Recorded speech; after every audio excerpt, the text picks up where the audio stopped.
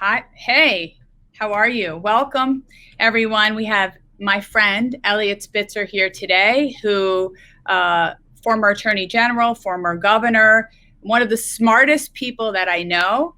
I'm being set up for a fall here. You're going to ask a tough question. I won't have any idea what we're talking about. But Eliot, you know, your dad was Bernie was very big in the real estate industry. He was a mogul, and you are very much involved in our industry, and you know a lot about politics. And I want to just really talk to you today about what's going on with the mayor's race. You know, it's June 22nd is the primary, and I want to get a little bit of your insight. So who do you think is the most real estate friendly regarding their policies?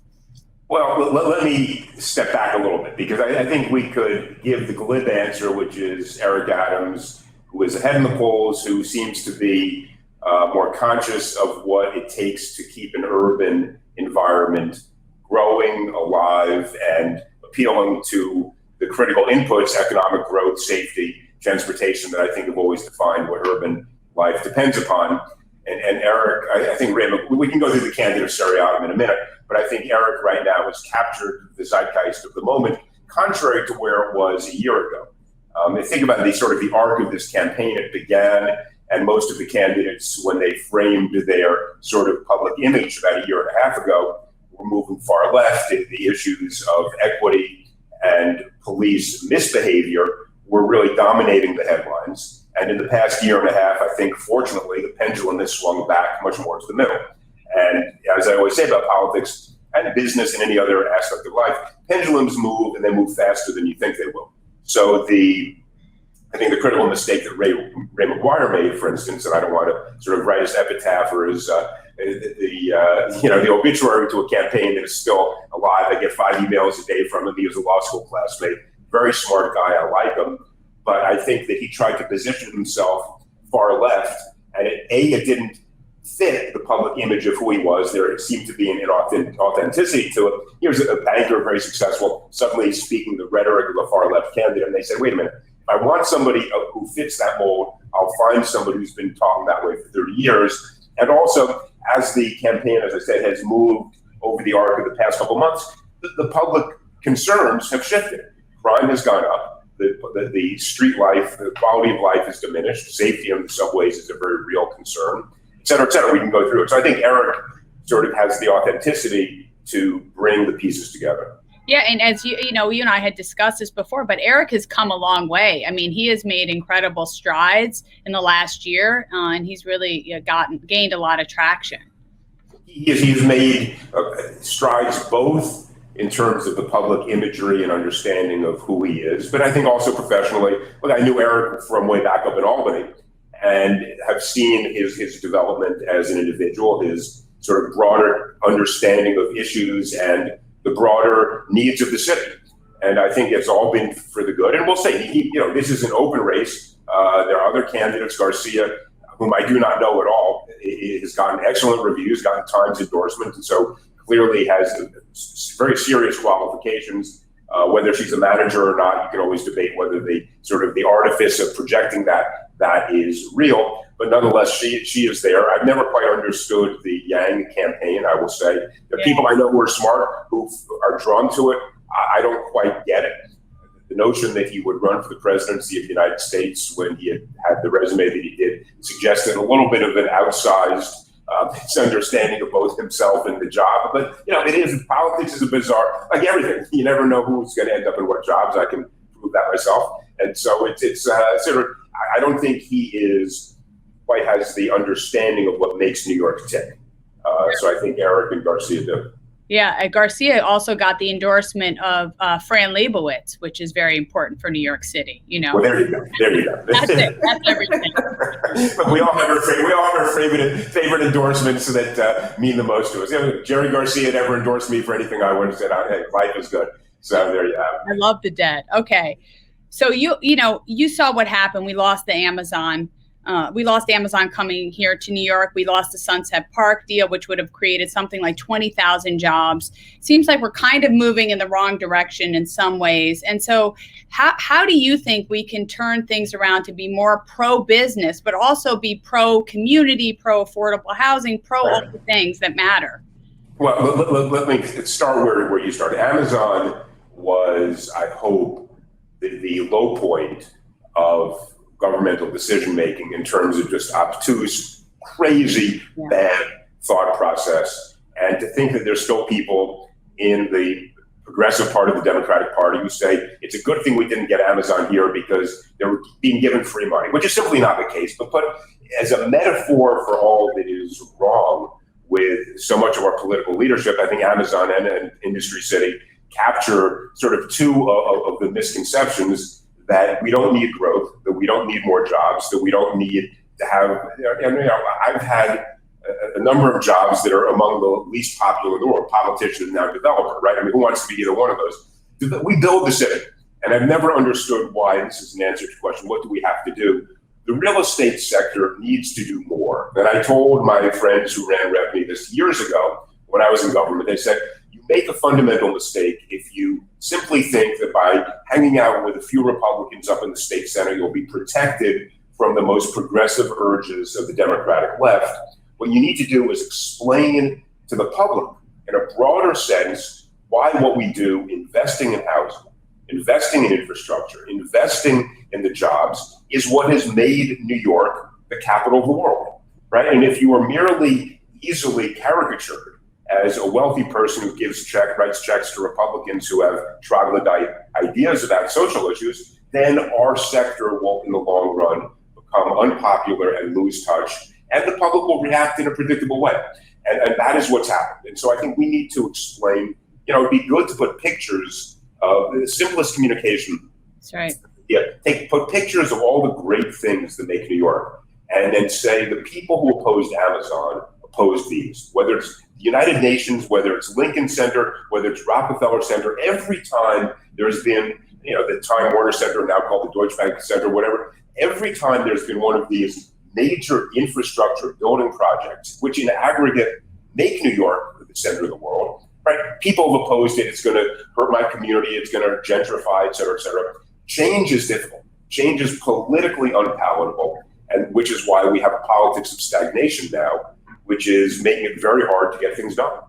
Yeah, I mean, it seems like there's been sort of the moderates have lost their voice in the last decade. It's just been this like you have these extremes, and I think that's really New York. Moderates it's very hard to be a passionate moderate, right? I mean, it really is. I mean, it's just one of those things. Gee, I'm right down the middle. Wow, that's exciting. I mean, either extreme gets your blood pressure boiling, for good or for bad, right? And so moderates are rarely there, but the moderates and there are some, but they have more, some of them lost their backbone. I'm not going to name names. I could, if we're later in the day and I had a scotch, I wouldn't. So it's a good thing I'm drinking coffee still. But they were up in Albany as thoughtful centrists who understood the balance that was needed. Look, we got to protect our communities, but we also have to permit new housing to be built. Some of those voices, when they saw the AOC movement in politics, morphed into these ultra progressives who then led the campaign against anything that was viewed as economic development. And I think Industry City, in a way, is even more dramatic than Amazon, because that one was essentially as of right. It was just insane to have opposed it. And yet, so that is the definition of the politics of stagnation. Right? We need more people. Look, my favorite Democrats were Pat Moynihan and Koch, people who understood this balance, who were real New Yorkers. Are there any political leaders today that you admire that you think could be part of it? Yeah, I'm sure. Look, there are lots. I don't want to start naming too many people, but and people will grow. I mean, the other thing we always forget is that Bill Clinton, who was iconic for a period of time, and who knows how history deals with him, when he was running for the presidency, his sort of cadre of Democratic candidates were referred to as the Seven Dwarfs. Right? There was nobody in that group of candidates who was viewed as having the intellect, the creativity, the charisma to forge presidency or to be appealing in any way. And then he was viewed for quite some time as the definition of a good politician. So somebody can step forward. Look, Ed Koch was just sort of mid-tier congressman before he became the mayor. Right. People create and step into the shoes of the job and emerge bigger, one hopes. Okay. Well, what do you think? What would you describe as one of our biggest challenges facing New York City that the next administration is going to have to deal with? Well, public safety is both a real issue and an issue of perception. And an issue of perception becomes a real issue if it begins to dominate the psyche of the public in terms of having people not ride the subways or mass transportation or be fearful of going out. And this notion, back early in the pandemic, a lot of journalists were saying, well, some people are looking forward to having the city return to the way it was in the 1970s. They think it will be grittier, more fun, more exciting, yada, yada, yada. And I said, the only people who would say that were people who didn't live here in the 1970s. And I'd say, and they're mostly kids, and we can go off in some rant about millennials and this and that. I got three. And I love them dearly, but people who have this sort of unrealistic sense of what life used to be like. We don't need that again.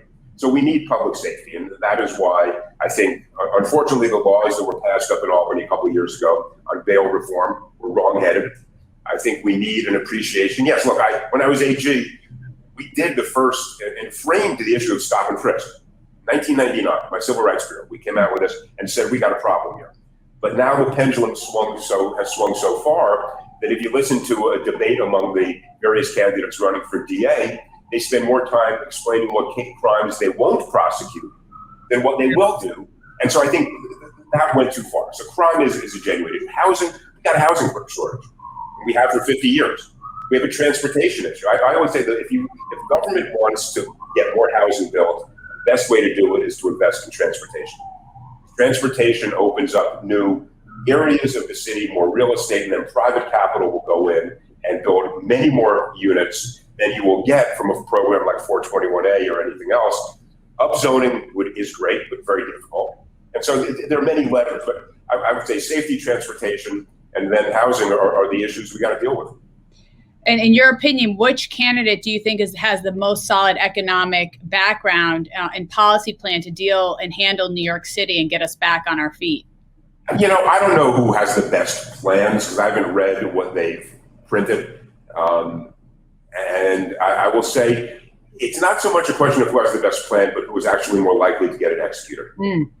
And that is something I might not have said before I got into politics or when I was there, where we always had a better plan and a 15-page this and that. You know what? That's nice. Who's going to get across the finish line? And who has the understanding of how the levers could be used to do that? And then again, look, I hope it's whoever wins. My gut tells me, look, I think Ray McGuire is a law school classmate, smart guy, very successful banker. I don't think if you look at the poll that just came out today, he's still mired at mid-single digits, which is too bad. But so I don't think there's much chance that he'll be given the opportunity to take a shot at this. But I think his ideas are good. But I think, then again, Eric's sensibility seems to be good. And his gut instinct is not to be opposed to the types of investment, private sector investment that we need. Come back to Amazon. If you were to extract Amazon and Facebook and Google from the New York real estate market, then we would be in serious trouble, right? So what has clearly happened in the last X number of years, I don't know if it's 5 or 10, is that new sectors, tech sectors in particular, obviously, have filled the void that was created because, let's face it, finance and insurance and traditional real estate are not growing at the same pace. And so we need to be nimble enough to adjust to those new sectors and new capital flows and accommodate them. Are you optimistic about the future of New York City? Yeah, look, we always are, right? We're New Yorkers. No New Yorker would ever say I'm a pessimist. You can't live here and say that. Am I cognizant of the sort of structural threats that we're facing now? Of course. Look, this recession wasn't problematic as an economic matter. Because we've had recessions before, and this one was shorter and deeper, but we come back from economic recessions. But the pandemic did challenge emotionally for many people the premise of office space where people are crammed in together, and that sense of sort of having so many people together is what makes New York distinct. That's right. And so there is an open question, which is not going to be answered for some period of time. How many people want to come back to the office, which I think is the overwhelming majority, but what slippage will there be? Will there be some work at home phenomenon that dissipates the need for office space? I just don't know. Look, I'm a believer in the office. We reopened our office after just a couple months. I think we're both more effective. There's greater interactive, there's greater collegiality and all that. But so, I mean, and I would also say the threat to New York is no longer, in my view, from Hong Kong, which I think the Chinese government, with its sort of crazy and grotesque repression of democracy, has injured or eliminated the desire of any major company to move to Hong Kong. Maybe it's go to Shanghai or whatever if you need to be in the Far East. Nor London, because Brexit has sort of disassociated London from Europe. So it used to be I was fearful that London and Hong Kong would become competing capitals of the world in terms of capital. But I think our bigger threat now is that the next generation says we want to live in Austin or Nashville or Dallas or Miami. And that sort of cities we would, without criticizing, would have viewed as tier B cities will begin to draw some of that economic dynamism. Also, what does the impact of like a Goldman Sachs or a Citadel moving to Florida or Palm Beach, how does that eventually impact the city? That's something else. I hate to see it. I really hate to see them moving any significant number of employees to any other city. Now, it's happened historically, and we've gone through this evolution. New York City used to have the garment industry, right? And that was a wonderful employment base.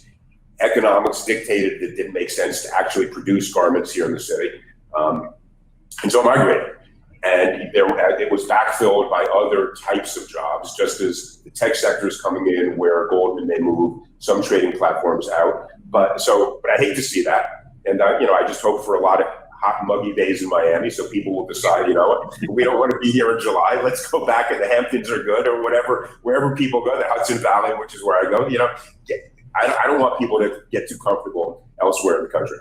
I agree. Okay, which candidate do you think will focus on fixing the city's criminal justice system? And how do you think police reform and public safety can be upheld simultaneously? Look, they can be. There's no question. And as I said, we came out with the Stop and Frisk report before that issue was out there. I mean, I always, this stupid thing to say, but I was happy we weren't ahead of issues. We weren't catching up to other people who were raising issues, whether it's climate change or police reform or Wall Street or whatever it may be. And the issue of police reform, you can balance those competing and equally necessary objectives of safety and equity and fairness. And I think somebody who did that very well and understood it was Bill Bratton. And I know he's viewed by a lot of people now as maybe from having lived in an earlier era, he transformed the police department and brought it to a point where there was an absolute rigorous understanding of the need for racial sensitivity, entering into every interpersonal dynamic with a fairness and an open mind, and yet, arresting people who committed violent acts and were destroying the city. So people like Bill Bratton can do it. And so I'm confident it will happen, and it can be done. I think Maya Wiley goes way too far in the other direction. And her assault on the police and her ads makes me wonder if she were to win, which I don't think she will, how she could even govern. You can't govern if the police department is adamantly against what you're trying to do. No, of course. And I think those labels of like defund the police, it hurts us. I mean, it dehumanizes, people who are trying to do their jobs, risking their lives. I mean, there's better ways to accomplish our goals than just throwing labels on people. Right. Yep.